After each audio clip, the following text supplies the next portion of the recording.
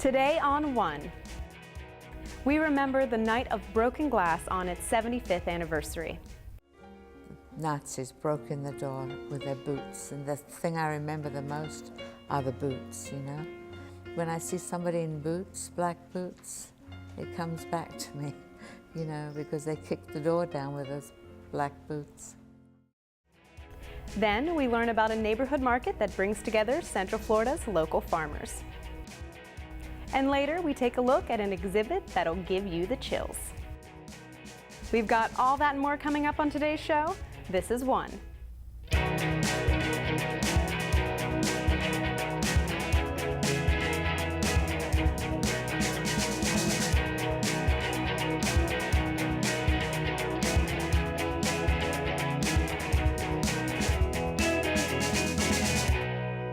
Hi, I'm Amy Lo Cicero, and welcome to One, a show about the people and places that make Central Florida special. Later on in the show, we'll take part in a hobby that combines new mechanics with old holiday traditions. But first, we remember the tragedy of Kristallnacht. This year marks the 75th anniversary of Kristallnacht. The Night of Broken Glass, which led up to World War II, was a time where many Jewish businesses and synagogues were attacked and destroyed. The Holocaust Center is remembering this tragedy through an art exhibit that tells the stories of the Holocaust. We also spoke with some of the survivors. The real significance of Kristallnacht was that it marked a huge escalation of Nazi anti-Semitism. 900 synagogues were desecrated or set on fire. 91 Jews were killed that night, and 30,000 Jewish men, a quarter of all of the Jewish men in Germany, were taken to concentration camps. Not only were businesses destroyed that night, but the Jewish community and life as Jews had known it was also destroyed. You're traumatized. You're traumatized. You cannot understand what's going on. Here you have a loving family and it's being torn apart. I crawled into this stack of tires and sat there for 3 days, and no food, water, or anything.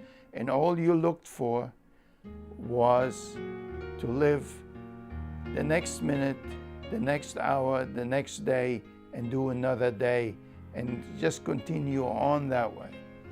When you think about that, you do not sleep. Or if you do sleep, you sleep very light. I was 6 years old on Kristallnacht, and I was going to kindergarten that day, and all of a sudden we heard this banging on the door, and Nazis broke in the door with their boots, and the thing I remember the most are the boots, you know. When I see somebody in boots, black boots, it comes back to me, you know, because they kicked the door down with those black boots. When we started searching for an exhibit specifically on Kristallnacht, we were actually unable to find one. So we decided to create our own.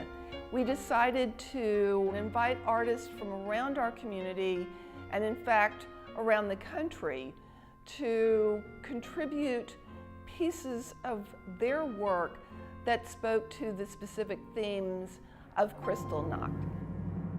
My main focus for this piece was I wanted to capture the emotion behind if you were to imagine just a horde of angry people coming into your house and just annihilating everything in your life.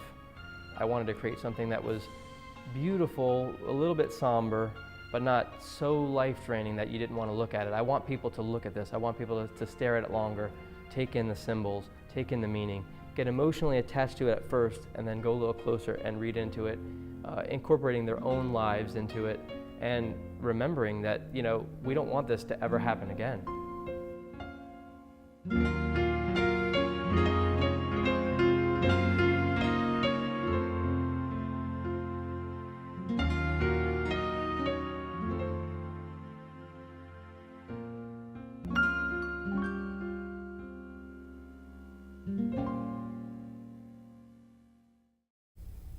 The The Holocaust Center will be running the exhibit until December 20th. For more details, be sure to visit holocaustedu.org. Coming up on One, we visit a food and culture hub. I think that's been so important to us in the local food system to finally have a brick and mortar establishment. But first, let's take a look at some nonprofit events and opportunities in our community.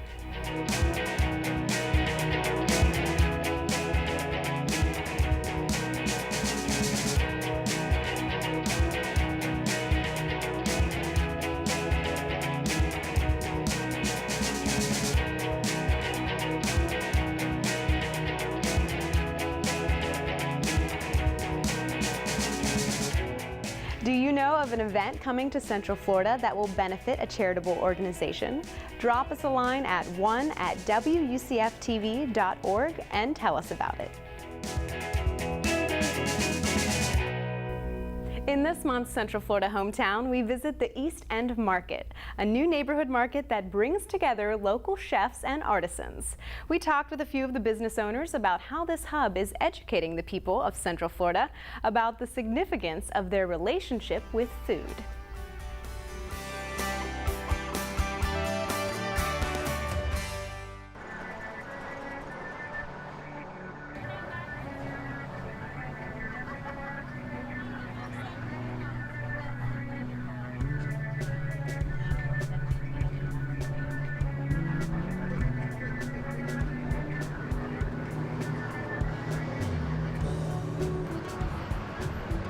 Here at Local Roots, we bring a lot of amazing foods that come from local farms here in the area. We're really showcasing what the bounty is of the season.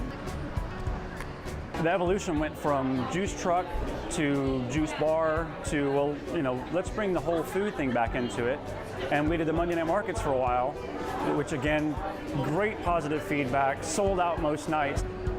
I've been teaching classes around Central Florida now for a good 5 years, and I've gotten, lots of exposure, local exposure.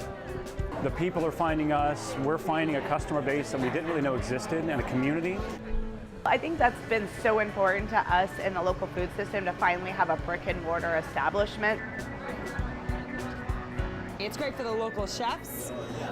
It's great for the food movement. To now have a shop, to have a place where people can come and find me rather than just bump into me at different tastings or hear about it because it was on some message board that I was having a class. Give people a place they can come and experience it, and ideally give us a playground that we can really work in. Part of the core of our business is we get, and that's the reason it's built out the way that it is when you sit down at our bar, every ingredient's right there. Most of the food that you have here, we've harvested within 1 or 2 days, and we literally pick it up from the farm and bring it directly to you. You've got the synergy of the community market feel. You've got our supply chain being as simple as from Local Roots stock produce to over here. It's all a chain. As other people start using, local ingredients here, it's all further supporting our local food system. Now that we have this facility, we want to scope that into doing juicing classes, raw food cooking classes, or uncooking classes as we call it. The idea is within the first 3 to 6 months, we'll have a full kind of set of classes that help support everything that makes up the tenets of our business, if you will. Now this is really a place where people can continue to come here and learn, come here and taste, be wowed on cheeses. We're going to have a lot of classes to further activate that curiosity and, bring that understanding of why local is so important. So I've actually had some people say, why are you teaching people to brew kombucha? I mean, every time someone brews their own at home, which is easy to do, you're giving away a customer. I was like, actually, you're also growing an understanding. Really, it's the education piece, the big garden out front. It's getting people to think differently about their food and ask questions and where did it come from? Why is this important? I mean, the idea is to influence people like we've been influenced, to make a change and realize how easy it is. People can come every day here and change their habits. They can change their behavior. There's 6 days a week that you can come almost any hour of the day and get your produce. So it allows that behavior change to truly start supporting local farmers with the convenience that we're all looking for in the world we're living in. The East End Market also holds events and classes. For more information on their upcoming events, visit them in Audubon Park. Coming up, we celebrate the holiday season by looking at both new and traditional displays. But first, let's check out some upcoming events from around the area.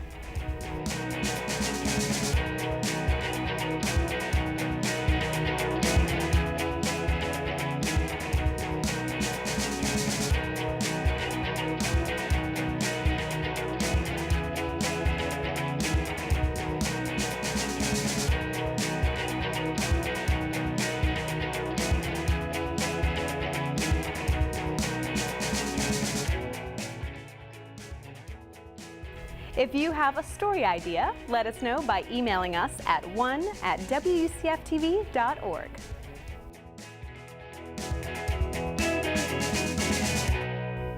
Cold weather and ice are not things we typically experience around the holidays here in Florida. But there's an exhibit in Kissimmee that's been bringing winter to Central Florida for years. The ice exhibit is made up of over 2 million pounds of hand-carved ice sculptures that were crafted by a team of 40 artisans from China. We got a behind-the-scenes look at how the exhibit was created. This is Ice at the Gaylord Palms. It is our 11th year for Ice.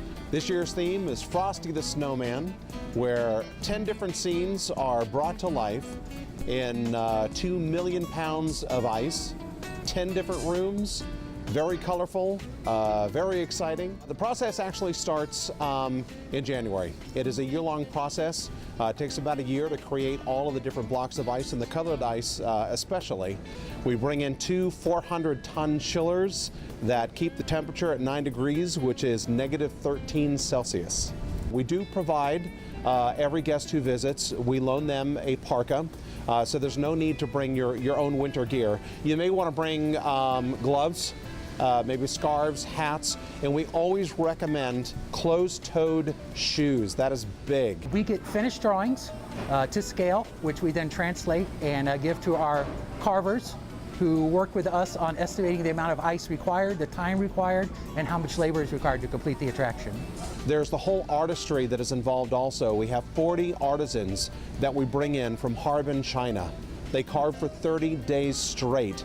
Their dedication is unparalleled, and what they create in 30 days is breathtaking.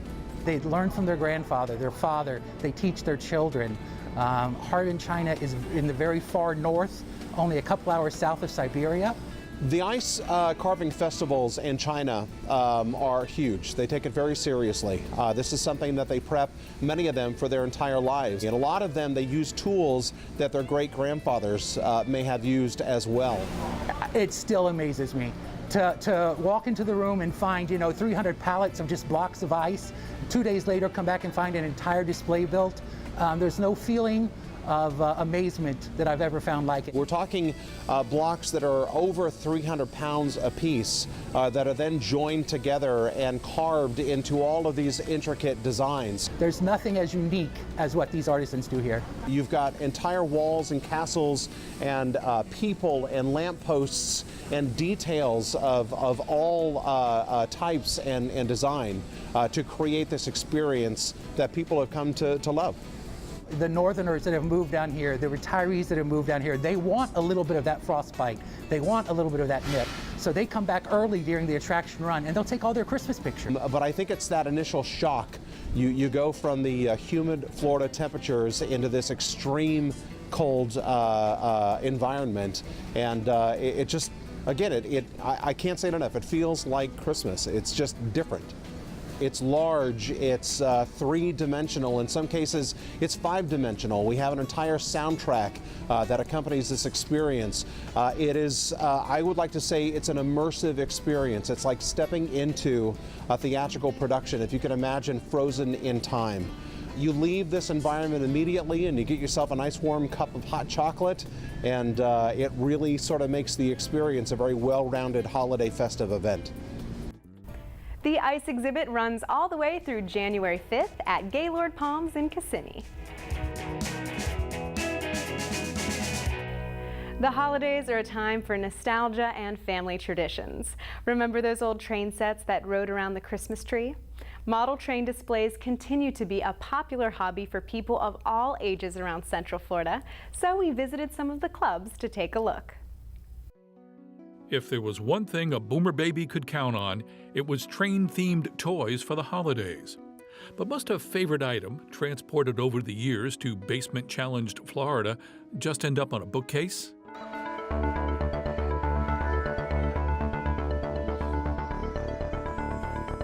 Not by a long shot. There are at least 10 model railroad clubs around Central Florida, covering all scale sizes and all modelers' interests, from building and decorating to running.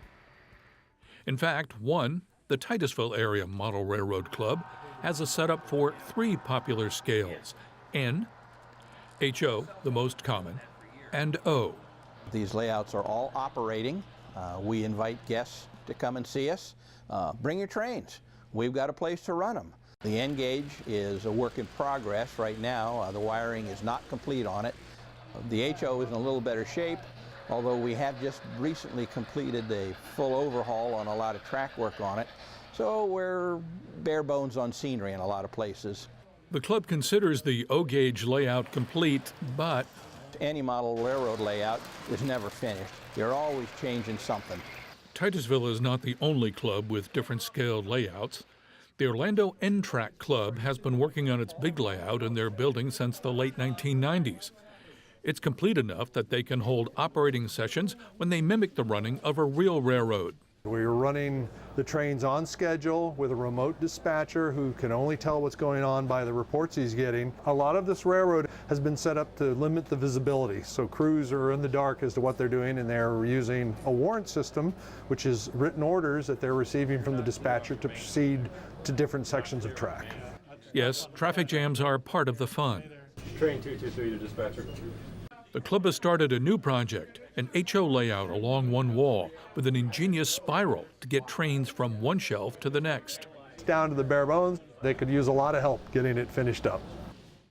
Building is naturally part of any model railroad, but in Volusia County, a small group had to take that to a new level, literally building a second floor in a barn to house the Blue Springs Model Railroad.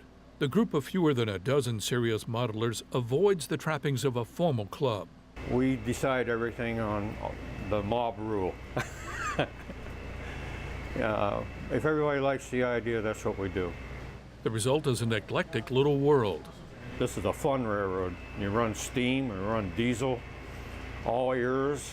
There's old towns, there's mountains, hills, there's large city, large switchyard, very large switchyard.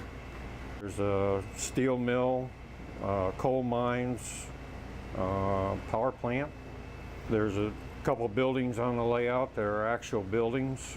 Real or imagined, the modelers pride themselves on attention to detail. For one of the area's largest layouts, inspiration comes from a special time.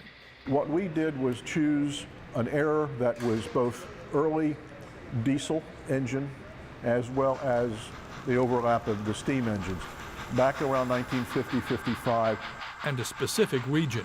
Basically the areas of West Virginia, Eastern Tennessee, Eastern Kentucky, Pennsylvania, Western Maryland, things of this nature. Basically the coal area, Appalachia. The result is scenery from city to mountains for every interest. With a sophisticated signaling system and individual control of each engine, the club hosts some serious operation sessions, right down to a dispatcher, southbound onto number 2 main, you're going to come into Greenbrier, and scale model time. On the other side of Orlando, another HO layout blends time and space as well. On the one hand, it accommodates the memories of 86-year-old Ben McKay, who grew up in Ohio in an era of trolley cars. We were about a block away from one of the interurban railways, and you will see a model of that car sitting right here. My mother said that I used to hear the whistles even before I was old enough to talk. Ben's trolley runs side by side with a state-of-the-art high-speed train, a favorite of 8-year-old Forrest Stoner, growing up in Orlando in an era not quite dominated by electronic toys. I don't really know how to explain it, but it's just it's something I kind of like about trains. Forrest is the youngest, but not the only youngster showing an interest. We've got, I believe now, about 9 junior members. And matter of fact, in the last couple of weeks, we picked up 3 more. A small HO club in Volusia County, the DeLand and Atlantic, could use some of that youthful infusion. They've had to downsize their 23-year-old layout recently.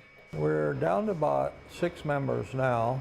Quite senior. That's probably one of the biggest problems in the railroad industry is that we haven't been bringing enough younger people into the club. That's rather sad because all the clubs offer so much of interest. You learn history, geography, mechanics, electronics. There's just so much involved in it if you want to get involved.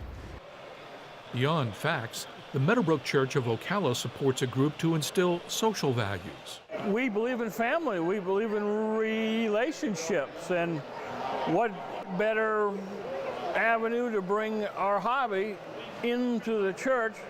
This group is a modular club where individuals build and decorate sections of a layout to exact specifications. We can go anywhere in the country and hook our modules up to other people's modules and run trains on them. The village's Model Railroad Club, with over 130 members, has modules in all the popular scales. Modules make it easy for space-challenged retirees to practice their hobby. You can build an empire in a very small space. And you can model a not-so-small empire. For their annual convention, the Florida East Coast Railway Society unpacks and sets up a compressed version of its namesake line. It's replete with recognizable landmarks such as the Jupiter Bridge. It actually lifts and lowers. When you see it, the block signals will stop a train. When the bridge is open, you will realize that this in miniature is truly a marvel. As realistic as modelers can make scenery, for some there is nothing like the real thing. That's the case for G-Scale modeler Charlie Bell. Trains outside are a whole lot more fun than trains in the basement or the garage because you get to be outside and enjoy everything outside, real dirt, stone, water feature. But he admits it may not be for everyone. And here in Florida, between bugs, heat, rain, humidity, leaves, and hurricanes, it's a challenge. Outdoors or in, the large-scale trains may be the first to catch the eye. A gateway train for the hobbyist, if you will. How to choose? Perhaps the best advice comes from young Forrest Stoner. You pick a scale and I guess just try it out. For contact information for the different model train clubs in Central Florida, visit our website at wucftv.org/one.